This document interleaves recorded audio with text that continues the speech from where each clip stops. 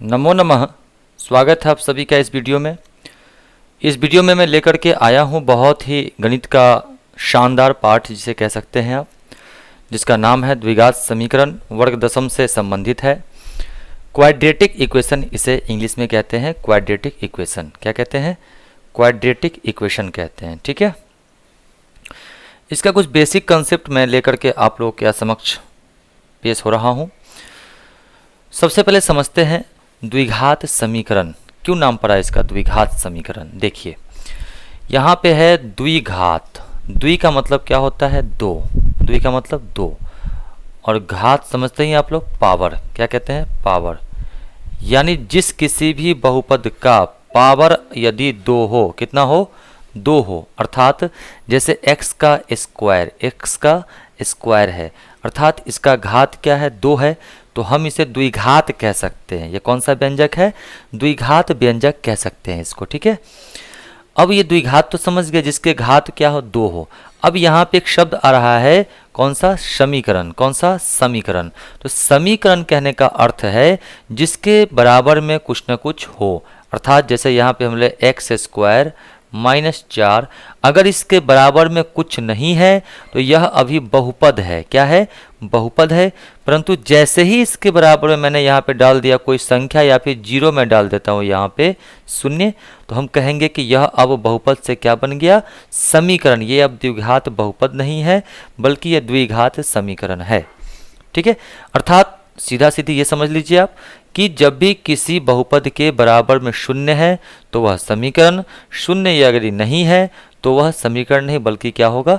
बहुपद होगा। ठीक है, चलिए क्वाड्रेटिक इक्वेशन, इसके जो ज्ञाता है, जो दाता है, वो यहाँ पे चार व्यक्तियों के नाम और उनके जो स्वरूप है यहाँ पे मैं आप लोग को दिखाने का प्रयास कर रहा हूँ। यह है यूक्लिड महाशय। ठीक है, ये कौन है? यूक्लिड महाशय हैं। ठीक है, ये है ब्रह्मगुप्त महोदय, ये है अल्ख्वारिज़मी साहब, और ये है श्रीधराचार्य स्वामी जी।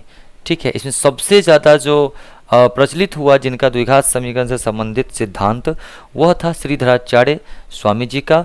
श्रीधराचार्य स्वामी जी के चरणों में मेरा कोटि कोटि नमन, जिन्होंने आज के युग में द्विघात समीकरण को हल करने का बहुत ही आसान सा तरीका बताया, जिसको लेकर के हम लोग आज से नहीं कई वर्षों से लेकर के चल रहे हैं, और उन्हीं की बातों को मान करके और हम लोग आगे बढ़ रहे हैं, द्विघात समीकरण को अच्छे से समझ करके और बना रहे हैं। बहुत बहुत धन्यवाद आपका श्रीधराचार्य स्वामी जी, जो आपने सभी का बेड़ा पार लगाया। तो चलिए शुरू करते हैं हम लोग इसका कुछ बेसिक कॉन्सेप्ट। अब यहाँ ध्यान दीजिए जरा आप लोग, कुछ ऐतिहासिक परिचय है। सर्वप्रथम किसने? तो बेबीलोन वासियों ने। कहाँ के वासियों ने? बेबीलोन के जो लोग थे, उन्होंने द्विघात समीकरण को x square minus P x plus Q बराबर शून्य के रूप में क्या किया? व्यक्त करके उसको हल करने का प्रयास किया। किसने? बेबीलोन वासियों ने। ठीक है, उसके बाद इसके बाद जो है यूनान के प्रसिद्ध गणितज्ञ थे। कौन? यूक्लिड साहब। कौन थे? यूक्लिड साहब, जो पीछे मैंने आपको स्वरूप भी इनका दर्शन कराया है, यही है यूक्लिड महाशय। ठीक है, तो यूक्लिड महाशय जो थे, इन्होंने ज्यामितीय विधि से इसको हल करने का प्रयास किया। किसको? द्विघात समीकरण को ज्यामितीय विधि से हल करने का प्रयास किया या हल किया। उसके बाद हमारे भारतीय गणितज्ञ जिनका नाम है ब्रह्मगुप्त। कौन? ब्रह्मगुप्त, जिनका जन्म 598 ईस्वी में तथा इनका निधन जो है 665 ईस्वी में हुआ था। इन्होंने द्विघात समीकरण को हल करने की एक विस्तृत विधि प्रदान की, अर्थात हम लोगों को दिया, बहुत ही अच्छा विधि दिया। इस विधि द्वारा उन्होंने अनेक समीकरणों को हल किया। किन्होंने? ब्रह्मगुप्त साहब ने, ब्रह्मगुप्त महोदय ने बहुत सारे द्विघात समीकरणों को हल किया और एक विस्तृत विधि और जानकारी हमें दी। किसके बारे में? द्विघात समीकरण के बारे में। तो यहाँ तक कोई दिक्कत नहीं, समझ में आ रही है बात? चलिए, अरबी गणितज्ञ जो थे, अरब के, कहाँ के? अरब कंट्री के, जिनका नाम था अल-ख्वारिज़मी साहब। ठीक है, इनका जन्म 800 और निधन जो है 1847 ईस्वी में हुआ था। इन्होंने भी द्विघात समीकरण का विस्तृत अध्ययन किया और उसको हल करने का प्रयास किया। अब आते हैं सबसे अंतिम और सबसे महान, जिनको लेकर के आज हमारे जितने भी भारत के स्टूडेंट हैं, जितने भी लोग हैं, ये इन्हीं के द्वारा दिए गए सूत्रों को, इन्हीं के द्वारा दिए गए सिद्धांतों को मान करके और हम द्विघात समीकरण को हल करने का प्रयास करते हैं। तो चलिए समझते हैं इनके बारे में। 1025 ईस्वी में, कब 1025 ईस्वी में भारत के, कहाँ के, भारत के महान गणितज्ञ क्या थे, गणितज्ञ थे, गणित के बहुत बड़े ज्ञानी थे, जिनका नाम है श्रीधराचार्य स्वामी। मेरा कोटि कोटि नमन इनके चरणों में, जिन्होंने a x square plus b x plus c बराबर 0 के रूप में द्विघात समीकरण को मतलब सूचित किया। और यहाँ पे इन्होंने बताया कि a जो है वो 0 के बराबर नहीं होगा, अर्थात यदि इसमें a 0 के बराबर अगर हो जाए तो ये एक्स स्क्वायर वाला भाग क्या हो जाएगा, 0, यानी 0 से किसी भी चीज़ का गुना होगा तो क्या होगा, 0 होता है, शून्य होता है। तो अगर ये शून्य हो गया तो द्विघात, मैंने आपको पहले ही बताया, द्विघात का मतलब होता है जिसका घात क्या हो, 2 है। तो यहाँ पे तो ये समाप्त हो जाएगा, 0 हो जाएगा, तो बचेगा आपके पास bx और बचेगा प्लस c। तो ये द्विघात तो नहीं होगा, ये होगा क्या, रैखिक। लेकिन हमको इस अध्याय का नाम ही है द्विघात समीकरण। तो यहाँ पे घात तो 2 होना एकदम कंपलसरी है, अनिवार्य है, ठीक है। इसके रूप में लिए गए द्विघात समीकरण को पूर्ण वर्ग बनाने की विधि, कौन सा, पूर्ण वर्ग बनाने की विधि से हल किया। किन्होंने किया, तो महान गणितज्ञ जिनका नाम था श्रीधराचार्य स्वामी। यहाँ पे कुछ जीसीसी नोट है, इसको समझ लेते हैं हम लोग। इन्होंने ही, किन्होंने, श्रीधराचार्य महोदय ने, श्रीधराचार्य महोदय ने ही द्विघात सूत्र की रचना की थी, जो आगे हम लोग इस पर चर्चा करेंगे। दूसरा नोट है कि आधुनिक युग में हम इसी सूत्र द्वारा द्विघात समीकरण का हल प्राप्त करते हैं। कौन सा सूत्र, जो द्विघात सूत्र इन्होंने दिया, किन्होंने दिया, श्रीधराचार्य स्वामी ने जो द्विघात सूत्र को दिया, उसी सूत्र को मान करके आज के आधुनिक युग में हम लोग क्या करते हैं, द्विघात समीकरण को हल करने का कोशिश करते हैं, प्रयास करते हैं और हम लोग सफल भी हो पाते हैं, ठीक है। तो चलिए अब बात करेंगे हम लोग द्विघात समीकरण, द्विघात समीकरण। तो द्विघात समीकरण तो समझ ही गए, शुरू में मैंने बता दिया कि द्विघात का मतलब क्या होता है और समीकरण का मतलब क्या होता है, अंतर क्या होता है, बहुपद और समीकरण में अंतर क्या होता है। फिर से मैं एक बार यहाँ पे दोहरा रहा हूँ। यदि मान लीजिए यहाँ पे x square plus 2x plus 5 ऐसा लिखा जाए तो यह अभी बहुपद है। क्यों, क्योंकि यह, अच्छा कौन सा बहुपद है, तो द्विघात बहुपद है। ये द्विघात बहुपद क्यों है, क्योंकि इसमें चर का सबसे अधिकतम पावर कितना है, 2 है, तो ये द्विघात बहुपद है। अभी इसके बराबर में कुछ नहीं है, जैसे ही इसके बराबर में हो कोई संख्या, यहाँ पे कुछ भी ऐसा डाल देते हैं, यहाँ पे जैसे मान लीजिए यहाँ पे हम 10 ही डाल देते हैं, तो अब ये क्या बन गया, समीकरण बन गया। अर्थात इसको अब क्या कहेंगे, बहुपद नहीं बल्कि क्या कहेंगे, द्विघात समीकरण, द्विघात समीकरण कहेंगे इसको, द्विघात समीकरण कहेंगे इसको, ठीक है। चलिए, तो द्विघात समीकरण का व्यापक रूप जो होता है क्या होता है, तो ध्यान दीजिए ऊपर में यहाँ व्यापक रूप जो होता है द्विघात समीकरण का, उसको ध्यान देने की आवश्यकता है। A x square plus b x plus c बराबर 0। यदि आपसे कोई पूछे कोई द्विघात समीकरण किस रूप में हो सकता है, तो a x square plus b x plus c के रूप में होता है, बराबर है 0 के। तब अगर बराबर में 0 ना हो या कोई चीज़ ना हो तो वह समीकरण नहीं कहलाएगा, बल्कि क्या कहलाएगा, बहुपद कहलाएगा। यहाँ तक क्लियर। अच्छा, यहाँ पे a नॉट इक्वल टू 0 अर्थात a जो है 0 के बराबर नहीं होगा। मैंने आपको पीछे भी चर्चा किया कि अगर a 0 के बराबर हो जाए तो यह वाला भाग क्या होगा, 0 हो जाएगा। तो फिर कोई मतलब ही नहीं है द्विघात का, यह तो बन जाएगा रैखिक, नहीं, जिसका घात 1 हो, जिसका घात 1 हो रैखिक कहलाता है, ठीक है। तो ये समझ गए आप लोग। अब इसमें हो सकता है कि ये वाला पद गायब हो जाए, कोई दिक्कत नहीं। हो सकता है कि ये सी वाला पद गायब हो जाए, कोई दिक्कत नहीं। हमें बस ये वाला पद गायब होना नहीं चाहिए, ध्यान रखना है इस चीज़ का। चलिए, द्विघात समीकरण को 2 भागों में बांटा गया, एक शुद्ध द्विघात समीकरण और दूसरा आपका अशुद्ध या मिश्रित द्विघात समीकरण कहते हैं। पहला को बोलते हैं शुद्ध और दूसरा को बोलते हैं अशुद्ध या मिश्रित द्विघात समीकरण। समझिए, शुद्ध द्विघात समीकरण क्या व्यापक रूप क्या होता है, तो a x square plus c बराबर 0 अर्थात 0, जहां b जो होगा 0 के बराबर हो सकता है, होता ही है। तो यहाँ पे ए एक्स स्क्वायर, चूंकि द्विघात समीकरण तो है ही, तो घात 2 है, लेकिन यहाँ पे देखिए x वाला पद जो है, यहाँ देखिए यहाँ x वाला पद है, परंतु यहाँ पे x वाला पद इसमें नहीं है, तो यही कहलाता है शुद्ध द्विघात समीकरण। इसमें केवल एक्स स्क्वायर वाला पद होगा और अचर पद इसको बोलते हैं, c वाला जो अकेला है इसको अचर पद कहते हैं, यही रहेगा और बराबर में कुछ ना कुछ दिया रहेगा। ठीक है, जैसे यहाँ पे एक्स स्क्वायर माइनस 36 बराबर है 0 के, तो यहाँ पे एक्स स्क्वायर वाला पद है, माइनस प्लस कुछ भी हो उससे मतलब नहीं है, यहाँ पे माइनस 36 है। ऐसा मत समझिएगा कि द्विघात समीकरण का व्यापक रूप अगर प्लस में है तो ये माइनस में नहीं होगा, हमेशा प्लस में ही होगा। देखो बेटा, यहाँ पे एक चीज़ मैं तुमको क्लियर कर दूँ, किसी भी चीज़ को जैसे यहाँ पे लिखा हो 2x square minus 4x plus 6, इस तरह से लिखा हो, इसको यदि हम माइनस वाले को प्लस में चेंज करना चाहे तो आराम से कर सकते हैं। देखिए, प्लस बाहर में कर दे, अंदर में क्या कर दे, माइनस 4x कर दे, और प्लस क्या कर दे, 6 कर दे। तो किसी भी माइनस में स्थित कोई भी संख्या यदि है तो उसको हम लोग प्लस के रूप में शो कर सकते हैं, उसको हम लोग प्रदर्शित कर सकते हैं। ठीक है, तो ये कोई बड़ी बात नहीं है। उसी प्रकार से 16x स्क्वायर बराबर क्या है, 25, इसको इधर लाएंगे, देख लीजिए 16x स्क्वायर क्या हो जाएगा, प्लस वाला इधर आके क्या होता है, माइनस में हो जाता है, बराबर कुछ नहीं बचा तो 0। ये भी देखिए एक्स स्क्वायर वाला और ये क्या c वाला, अर्थात अचर पद जो है यहाँ पे है, x वाला पद यहाँ पे नहीं है, तो इसको कहेंगे शुद्ध द्विघात समीकरण। अब चलते हैं अशुद्ध या मिश्रित द्विघात समीकरण क्या होता है, इसको समझते हैं।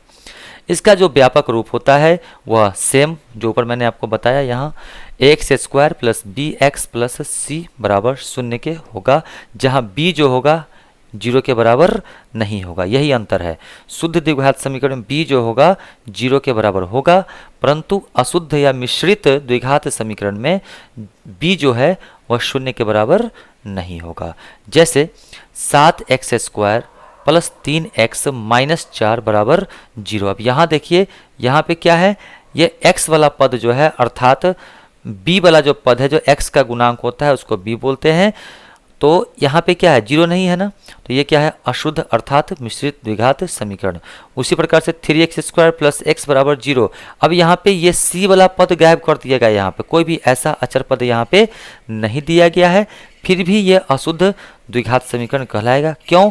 क्योंकि इसमें केवल b 0 के बराबर नहीं होना चाहिए, बाकी एक्स स्क्वायर का पद तो होना ही होना चाहिए, चाहे कैसा भी द्विघात समीकरण हो। बिना ये एक्स स्क्वायर वाला पद के तो द्विघात समीकरण कहलाएगा ही नहीं। चलिए आगे बढ़ते हैं हम लोग। अब समझते हैं द्विघात समीकरण का मूल ज्ञात करना। इससे पहले आपने यदि बहुपद का कंसेप्ट लिया है तो बहुपद में जो है, मैं आपको बता दूं थोड़ा सा, यहाँ पे बहुपद में जो x का मान निकलता था, जैसे द्विघात बहुपद है तो द्विघात का उसमें क्या निकलता था, शून्यक। शून्यक कितने होते थे, अधिकतम 2 होते थे। ठीक है, अब यहाँ पे शून्यक जो है यही कहलाएगा मूल, किसमें, समीकरण में। किसमें, समीकरण में यही शून्यक क्या बन जाता है, अब मूल बन जाता है। वहाँ भी शून्यक को हम अल्फा और बीटा में शो किए थे, यहाँ भी इसी में अल्फा और बीटा में ही इसको भी प्रदर्शित करना है, सूचित करना है, किसको, मूल को। ठीक है, तो इतना समझ गए कि द्विघात बहुपद का शून्यक होता है और इसमें क्या होता है, मूल। बाकी जो इसका गुण है वही गुण इसका है, बस केवल नाम में क्या है, परिवर्तन यहाँ पे हुआ है। ठीक है, चलिए समझते हैं द्विघात समीकरण का मूल निकालना। सबसे पहले समझते हैं शुद्ध द्विघात समीकरण का मूल कैसे निकलता है। मूल जो है कैसे निकलता है, 2 विधि से निकलता है यह। पहला आपका वर्गमूल विधि से और दूसरा आपका गुणनखंड विधि से। ठीक है, उसी प्रकार अशुद्ध या मिश्रित द्विघात समीकरण का मूल ज्ञात करने का भी 2 तरीका है, वर्गमूल विधि द्वारा और दूसरा आपका वर्ग पूरा करके या शुद्ध द्विघात समीकरण में बदलकर। ये 2 तरीका दोनों को हल करने का अर्थात मूल निकालने का है। तो चलिए आगे बढ़ते हैं हम लोग। शुद्ध द्विघात समीकरण का मूल निकालना सबसे पहले हम लोग समझते हैं। इसमें समझते हैं पहला नंबर वर्गमूल विधि से कैसे निकलता है। जैसे 25x स्क्वायर माइनस 16 बराबर कितना है, यहाँ पे 0 है। कितना है, शून्य है। अब देखिए इसको कैसे बनाएंगे हम लोग, ध्यान दीजिए। इसको सबसे पहले क्या करना है, 25x² को इधर छोड़ना है और बराबर में -16 है, इधर आके क्या हो जाएगा प्लस में 16। यहाँ तक कोई दिक्कत नहीं। अब देखिए x² को यहाँ पे छोड़ना है और 25 को कहाँ गुना में है, कहाँ चला जाएगा ये भाग में, अर्थात 16 बटा कितना हो जाएगा 25। यहाँ तक कोई दिक्कत नहीं। अब देखिए x बराबर यहाँ पे याद रखना है कि ये जब भी आपका रूट चढ़ेगा तो कैसे रूट चढ़ेगा, तो यहाँ पे स्क्वायर हटाए, क्या हटाए स्क्वायर हटाए, तो सिंपल समझिए इधर क्या चढ़ जाएगा रूट चढ़ जाएगा, जो कि यहाँ पे मैंने चढ़ा दिया है।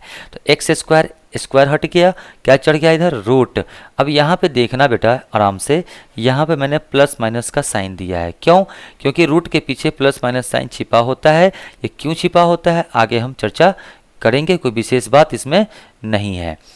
अब यहाँ पे क्या हो गया वैल्यू इसका +-4/5, प्लस माइनस यहाँ पे 4/5 आ गया इसका। 16 का वर्गमूल 4 होता है और 25 का वर्गमूल कितना होता है 5 होता है, और प्लस माइनस का साइन जो लगा हुआ है उसको मैंने लगा दिया, अर्थात एक बार +4/5 और एक बार -4/5, इसके दो मूल हो जाएंगे।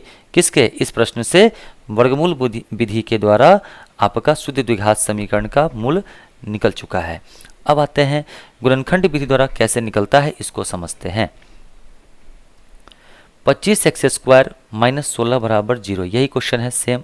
अब यहाँ पे देखिए इसको लिख सकते हैं क्या, ये 25 जो है किसका स्क्वायर है 5 का स्क्वायर है ना, तो ये 5x का स्क्वायर इस सबको लिख सकते हैं, तो क्या हो जाएगा 25x² आ जाएगा ना इतना। चलिए उसी प्रकार से 16 को हम कितना का स्क्वायर लिखेंगे, 16 कितना का वर्ग है, तो 4 का वर्ग है, अर्थात स्क्वायर है, इसको लिख सकते हैं। अब आपने एक फार्मूला पढ़ा होगा, बचपन से ही पढ़ते आ रहे होंगे आप लोग, 8-9 से ही पढ़ना शुरू हो जाता है, a² - b², ये क्या होता है a + b × a - b, ये होता है फार्मूला। तो देखिए a² a के जगह पे कितना है 5x, माइनस b² b के जगह पे कितना है 4 है। अब यहाँ पे a + b तो 5x + 4 हो गया, इंटू a - b तो 5x - 4 हो गया, बराबर 0 तो रहेगा ही रहेगा।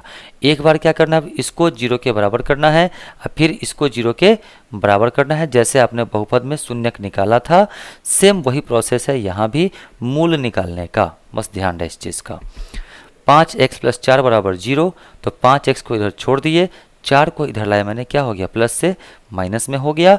अब यहाँ देखिए x का मान निकाले, 5 है गुना में, कहाँ चला जाएगा ये भाग में, यानी कि x का एक पहला मूल जो है इस द्विघात समीकरण का निकल गया -4/5। इधर आइए, फिर जब क्या लिखेंगे, फिर जब, अब एक बार इसको करना है 0 के बराबर, तो 5x - 4 बराबर 0, तो 5x बराबर कितना हो जाएगा प्लस माइनस में 4 है, क्या होगा इधर आके प्लस में 4, तो यहाँ से x का मान 4 गुना में 5 है, कहाँ चल जाएगा भाग में, यानी कि 4/5। अतः इस द्विघात समीकरण के हल अर्थात मूल या फिर इसके x के मान जो हैं दो हल इसके 4/5 और -4/5, यहाँ पे फाइनल आंसर आपका हो गया। देखिए दोनों विधि से बनाया मैंने, वर्गमूल विधि हो चाहे गुणनखंड विधि हो, दोनों विधि से देखिए मूल जो है इतना ही आया है, सेम आया है ना बउआ, देखिए ध्यान से, दोनों का मूल क्या है सेम है। तो हम चाहे गणित को कितने भी विधि से बनाएं उसका मतलब नहीं है, लेकिन मतलब इतना है कि रिजल्ट प्रत्येक कंडीशन में, प्रत्येक विधियों में, प्रत्येक मेथड में रिजल्ट सेम ही आना चाहिए। तो चलिए आगे बढ़ते हैं, यहाँ तक समझ में आ गया आप लोगों को। अब समझते हैं अशुद्ध द्विघात समीकरण का मूल कैसे निकलता है। तो इसमें भी दो विधि है, पहला विधि तो आपका वही है गुणनखंड विधि द्वारा, जो कि आपको 9th क्लास में, बहुत सारा 9th क्लास में गुणनखंड जो है पढ़ना है, बहुपद के गुणनखंड। तो आशा करते हैं कि आप लोग अच्छे से पढ़े होंगे, अगर नहीं पढ़े हैं तो 9th क्लास से सबसे पहले आप लोग फैक्टराइजेशन, जिसे हम कहते हैं हिंदी में गुणनखंड, इसको जाकर के अच्छे से बना लें, ठीक है। चलिए तो यहाँ पे प्रश्न है, देखिए प्यार से देखिए इसको, 7x² + 3x - 4 बराबर क्या है 0। अब यहाँ पे देखना है कि सबसे पहले गुणनखंड तोड़ने का मैं यहाँ पे आप लोग को बता रहा हूँ, ठीक है। पहले वाले अर्थात x² वाले पद को और अचर पद को, जो केवल संख्या वाला मान होगा उसको अचर पद कहेंगे, इस दोनों को क्या करेंगे गुना करके कहीं पे कोना में लिख लेंगे। 7x² को गुना करना है कितना से -4 से, तो ये कितना आएगा -28x²। अब यहाँ पे सबसे पहले हम लोगों को चिन्ह पर दिमाग लगाना है। यहाँ पे दो ही तरह के चिन्ह होते हैं, प्लस और माइनस। अब बताइए, गुना करने पर हमको लाना है माइनस, ध्यान से सुनिएगा, गुना करने पर लाना है माइनस। किन दो चिन्हों को गुना करने पे माइनस आ सकता है?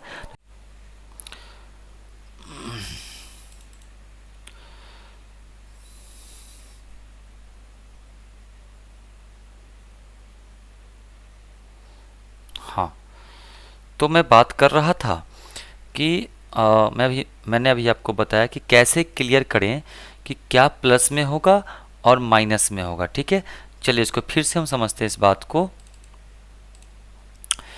ये जो आपका अशुद्ध द्विघात समीकरण है, इसको मूल निकालने का दो विधि है। पहला विधि हम लोग आज जानेंगे, गुणनखंड विधि। कौन सा? गुणनखंड विधि। कैसे? तो देखिए ध्यान से, 7x² प्लस 3x माइनस 4 बराबर क्या है? 0। ये आपका प्रश्न है। ठीक है, सबसे पहले क्या करना है, पहले वाले अर्थात x² वाले पद को क्या करना है और अंत वाले को क्या करना है, यानी अचर पद जो है आपका, जो संख्या के रूप में होगा, उस दोनों को गुना कर देना है। तो 7x² को -4 से गुना होगा तो माइनस में क्या हो जाएगा? 28x² हो जाएगा। अब ध्यान दीजिए, हमको गुना करने पे यहाँ पे चिन्ह क्या है? माइनस है। तो बताओ कौन कौन से चिन्हों को गुना करेंगे बेटा कि माइनस आएगा? तो एक तो प्लस को माइनस से गुना करे तभी माइनस आ सकता है, या फिर माइनस को प्लस से गुना करे तो ही यह माइनस आ सकता है। दूसरा और कोई उपाय जो है, सॉल्यूशन जो है नहीं है। ठीक है, अब यहाँ देखिए, जब भी दो चिन्ह एक प्लस में और दूसरा आपका माइनस में होगा तो याद रखना है कि ये असमान चिन्ह इसे कहते हैं, और इस कंडीशन में आपको घटाव का ही काम होगा और यानी कि सब्ट्रैक्शन का ही काम होगा, जुटेगा नहीं इसमें। ठीक है, तो इतना तो क्लियर हो गया कि दो भाग में ऐसा तोड़ना है कि घटा करके कितना आ जाए। यहाँ पे देखिए बीच वाला जो होता है घटा करके लाना होता है। ठीक है, इससे पहले आप 9th क्लास में पढ़े होंगे, तो 9th क्लास से जा करके अच्छे से गुणनखंड को बना लीजिएगा। आशा करते हैं अच्छे से पढ़े ही होंगे आप।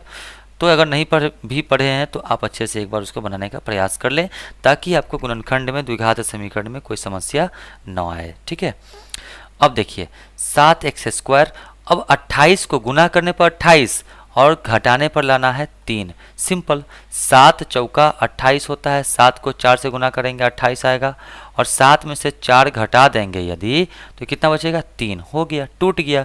तो यही क्या करना है, 28 को दो भागों में तोड़ना है, जो कि इसके बराबर जोड़ने या घटाने पर आ जाना चाहिए। चलिए, तो इसके जगह पे क्या लिखा मैंने? 7x माइनस 4x लिख सकते हैं ना। 7x में से 4x जाएगा, कितना बचेगा? 3x बचेगा। माइनस कितना उतार दिया? यहाँ पे 4 उतार दिए, बराबर में 0 है, मैंने लिख दिया। अब इस दोनों में सबसे पहले कॉमन निकालना है आपको। ठीक है, तो इसमें 7 भी है दोनों में, और x भी क्या है आपको? कॉमन है। अगर इन सारी चीज़ों में आपको कॉमन निकालने में या फिर गुणनखंड तोड़ने में समस्या उत्पन्न हो रही है, तो मेरी सलाह माने कि आप सबसे पहले वर्ग नवम अर्थात 9th क्लास का जाकर के भारती भवन से या किसी भी बुक से आप एक बार क्या करें, आर्य अग्रवाल किसी भी बुक से आप क्या करें, एक बार बहुपद के गुणनखंड को बना ले, ताकि आपको यहाँ पे समझ में ज़्यादा आए। इस दोनों में क्या कॉमन है? 7 कॉमन है, और क्या x², यहाँ पे क्या है? x है, x भी कॉमन हो जाएगा। तो 7x कॉमन निकाले तो यहाँ क्या बच जाएगा? 7 और x तो एगो निकाल लिए, तो बचा एगो x, प्लस कितना? x, 7x निकाल लिए बाहर तो प्लस में 1 बचा। एक चीज़ हमेशा ध्यान रखना है कि जो यहाँ पे आया है यही पद यहाँ भी आना चाहिए। अगर यहाँ x+1 और यहाँ x-1 आ गया तो हमारा गुणनखंड कहीं ना कहीं गलत है, या नहीं तो फिर हमने कॉमन जो लिया है वो कहीं ना कहीं आपका गलत साबित हो सकता है। तो चलिए, इस दोनों में माइनस भी कॉमन ले लिए, और 4 तो कॉमन है ही दिख रहा है, तो -4 कॉमन कर लिए, तभी ना यहाँ पे x+1 होगा। देखिए कॉमन लेने के बाद फिर से आप गुना कीजिए, देखिए उतना आता है कि नहीं। -4 को x से गुना करें, -4x आ जाएगा, और फिर -4 को +1 से गुना करें, -4 आ जाएगा ना। चलिए, तो इसी तरह से गुणनखंड टूटता है। अब इस दोनों में, इस वाले पद में यहाँ तक में और यहाँ तक में, इस दोनों में ऐसा कौन सा चीज़ है जो दोनों में है? तो x प्लस वन यहाँ भी है और यहाँ भी है, तो x प्लस वन को फिर से मैंने क्या किया, कॉमन निकाला। तो x प्लस वन इंटू यहाँ क्या बच गया, 7x बचा, यहाँ क्या बचा, -4। इसको अगले ब्रैकेट में बंद करके लिख देना है, बराबर में 0। अब क्या करना है, बस आसान, पीछे आपने जाना ही है अभी।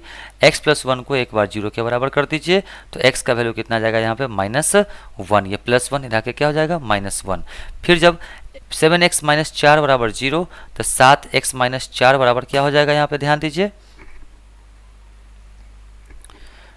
हम 0, तो 7x बराबर माइनस में 4 है, क्या हो जाएगा, प्लस में 4। तो यहाँ से x बराबर कितना, 4 गुना में 7 है, कहाँ चल जाएगा, भाग में, यानी कि 4/7। अतः दो मूल जो है, अर्थात इस द्विघात समीकरण के हल जो है, या इसी को हल समुच्चय भी कहते हैं, मूल भी कहते हैं, हल समुच्चय भी कहते हैं, हल समुच्चय भी कहते हैं,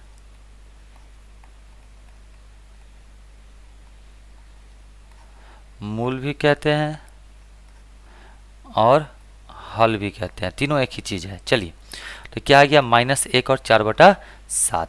तो आशा करते हैं ये विधि आपको समझ में आया होगा। चलते हैं हम लोग अगले विधि की ओर, अशुद्ध के दूसरे विधि की ओर। चलिए, दूसरे विधि का नाम है वर्ग पूरा करके या शुद्ध द्विघात समीकरण में क्या करके बदल कर। ठीक है, तो ध्यान दीजिए, 2x² + 5x - 3 बराबर क्या है, 0 है। ठीक है, ये आपका प्रश्न है, ध्यान दीजिएगा, ध्यान से समझने का चीज़ है इसको, क्योंकि यहीं से आपका इसी विधि के बाद क्या हुआ था, श्रीधराचार्य महोदय ने एक द्विघात सूत्र का प्रतिपादन किया था, जिसको लेकर के हम लोग आज तक उसको बनाते आ रहे हैं। चलिए, सबसे पहला स्टेप क्या करना है, स्टेप 1 में, कि आपको यहाँ जो स्टेप है, इसमें स्टेप 1 इसको कह सकते हैं आप,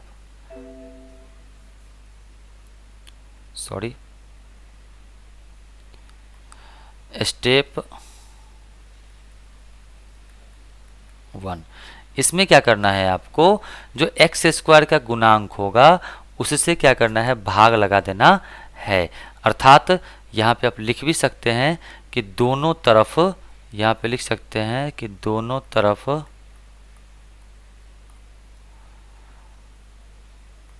x² का गुणांक 2 से भाग देने पर। तो चलिए, 2x² में 2 से भाग मारेंगे तो 2 से 2 कट जाएगा, बचेगा x²। 5x में 2 से भाग मारेंगे, 5/2 रह जाएगा और x बच जाएगा। -3 में 2 से भाग मारेंगे तो 3/2 ही रह जाएगा। इसको दशमलव में लाने का प्रयास न करें, नहीं तो आपका काम जो है वह फंस जाएगा। अब आइए, x² + 2 × 5/4x। अब यहाँ पे 2ab कैसे हो गया ये, अब प्लस 5/4 फिर कैसे हो गया, अब समझते हैं इसको हम लोग। ठीक है, तो यहाँ ध्यान दीजिए, अब क्या करना है, सेकेंड स्टेप नंबर 2 में, स्टेप नंबर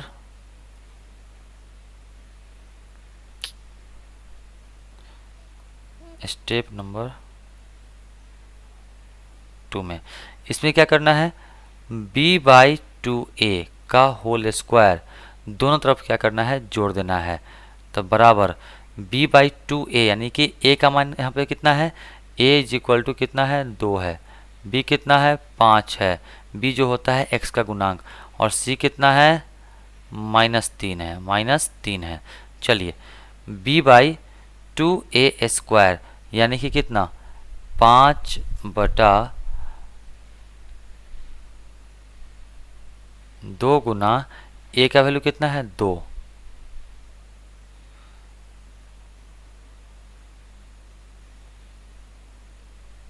का स्क्वायर। तो क्या हो जाएगा, 5/2 दूनी 4 का स्क्वायर। यही क्या करना है आपको, दोनों तरफ जोड़ना है। यहाँ पे लिख देना है कि b/2a बराबर 5/2 गुना 2 का होल स्क्वायर बराबर 5/4 का होल स्क्वायर। दोनों तरफ जोड़ने पर, दोनों तरफ जोड़ने पर जोड़ देना है। तो यहाँ पे देखिए, यहाँ पे इसको बाद में सोचिएगा, यहाँ पे 5/4 जो है एक बार मैंने इधर जोड़ा और फिर इधर 0 में आप 5/4 जोड़ेंगे तो इतना आ जाएगा, यानी स्क्वायर 5/4 का स्क्वायर। चलिए अब यहाँ पे देखिए ध्यान से, ए स्क्वायर प्लस 2a, कितना है, ए कितना है x, ए कितना है x, इंटू बी कितना है 5/4, तो 2ab और प्लस बी स्क्वायर, यह a प्लस बी के होल स्क्वायर पे बैठ जाएगा। और ये -3/2 को क्या करना है, आपको इस साइड ले करके इसको सॉल्व कर देना है। तो देखो बेटा यहाँ पे a प्लस बी का होल स्क्वायर पे टूट गया, बराबर कितना 5 का स्क्वायर 25 बटा 4 का स्क्वायर कितना 16, प्लस कितना इधर से 3/2 आकर के प्लस 3/2। चलिए अब यहाँ पे दोनों का लघुत्तम कितना हो जाएगा, 16 हो जाएगा। 16 से 16 गया, बचा कितना 25, 2 8 16, 8 3 24, बराबर 25 में 24 जो है कितना आएगा 49/16। ठीक है, अब यहाँ पे क्या करना है कि आपको x प्लस 5/4, x प्लस 5/4 इसका वैल्यू अगर निकालना हो तो यहाँ से स्क्वायर हटेगा तो इधर क्या चढ़ेगा, रूट चढ़ेगा। तो यहाँ पे देखिए रूट चढ़ गया, रूट अंडर 49/16 हो गया। अब यहाँ से ध्यान दीजिए, ये 49/16 कहने का मतलब है 49 का वर्गमूल कितना हो जाएगा 7, जो कि यहाँ पे लिया गया है, और फिर 16 का वर्गमूल कितना हो जाएगा 4, जो कि यहाँ पे लिया गया है। और मैंने आपको बताया कि वर्गमूल के चिन्ह से पहले प्लस माइनस का चिन्ह क्या होता है, छिपा रहता है। ये क्यों रहता है, इस पर भी मैं आपको एक वीडियो बना करके डाल दूंगा, आप समझ सकते हैं वहाँ पे। वैसे यहाँ बहुत आसान है, वर्गमूल कहने का मतलब है कि किसी भी संख्या का वर्ग अगर होगा तो उसका वर्गमूल होगा। अब जैसे यहाँ पे हम लिखे -4, तो -4 को अगर -4 से गुना करें क्या आएगा, +4 ही आएगा। ठीक है, तो x प्लस 5/4 बराबर कितना 7/4, एक बार प्लस वाले को ले लिए, और फिर x बराबर 7/4, ये प्लस में 5/4 है, तो ये कितना माइनस में 5/4 बराबर 4 4, इसका लघुत्तम 4 हो जाएगा। 7 और -5 यानी कि 2/4, यानी कितना हो गया 1/2, कटेगा नहीं, ये 2 से 2 बार में कट जाएगा। चलिए फिर जब x प्लस 5/4 बराबर -7/4 है, ठीक है, अब इसी को 2 बार बराबर करना है, एक बार प्लस को कर दिए बराबर, अब माइनस वाले को क्या करना है, बराबर करना है। तो x बराबर क्या हो जाएगा -7/4 प्लस में 5/4 है, क्या जाएगा माइनस में 5/4 बराबर, यहाँ पे लघुत्तम कितना हो गया 4। अब देखिए यहाँ से -7 और -5 यानी कि -12 बटा कितना आ गया 4, 4 तिहाई 12 यानी कि -3।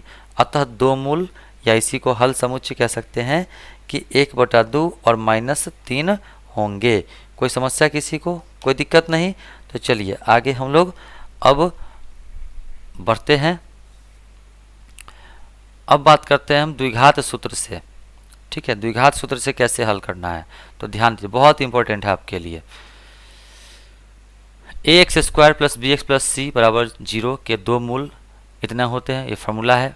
-b plus minus root under b² -4ac by 2a। तो ध्यान दीजिए, अब यहाँ पे जैसे क्वेश्चन है x² -3x -10 बराबर कितना 0। यहाँ पे a का वैल्यू कितना है होगा, कुछ नहीं तो क्या है 1 है, b का वैल्यू कितना है -3 है, और c का कितना है -10 है। तो सबसे पहले क्या करना है हमको b² -4ac निकाल लेना है। तो b² b का वैल्यू कितना है -3, तो -3 का स्क्वायर -4 गुना a कितना है 1, गुना c कितना है -10। चलिए इसको सॉल्व कर लीजिए। अब -3 का स्क्वायर कितना होगा 9, -4 एकम कितना, तो सीधा सबको गुना कीजिए, माइनस माइनस प्लस, और 10 चौका 40, 40 और 9 कितना हो गया 49, यानी कि आपको 49 का वर्गमूल निकाल करके बताना पड़ेगा आगे। इसलिए x बराबर यानी मूल जो है, दो मूल के सूत्र जो है यहीं पे होते हैं, -b plus minus root under b² -4ac by 2a। आइए माइनस इंटू, चूँकि माइनस पहले से ही फार्मूला में ही, और यहाँ पे b का वैल्यू भी कितना है माइनस में आया, तो यहाँ पे देखिए minus into -3 plus minus root under, यहाँ पे b² -4ac का मान कितना है 49 डाल दिए, अब बटा 2 गुना a। तो a का वैल्यू कितना है, कुछ नहीं तो 1 है, यहाँ पे निकाल ही दिए हैं। अब इसको सॉल्व कर लीजिए, minus minus plus 3 plus minus कितना 49 का वर्गमूल होता है 7 बटा कितना 2 एकम 2, यहाँ तो कोई दिक्कत नहीं। चलिए अब एक बार क्या करना है 3 + 60 बटा 2 यानी कि 3, और एक बार 3 - 60 बटा 2, एक बार दोनों को जोड़ना है और दोनों को घटाना है। तो इसका कितना आएगा 10 बटा 2 यानी कि 2 पंचे 10, और इसका आएगा 2 दूनी 4 यानी कि -2। तो इस तरह से दो मूल यहाँ पे निकल करके सामने आपको आ रहे हैं, 5 और -2। चलिए अब अगले वीडियो में हम मिलेंगे इसके टाइप के साथ, अलग अलग टाइप, शानदार टाइप के साथ, जिसको बनाने के बाद आपको बोर्ड के एग्ज़ाम में एक भी क्वेश्चन छूट करके नहीं आएगा। तो मिलते हैं फिर अगले वीडियो में, तब तक के लिए जय हिंद, जय भारत, वंदे मातरम।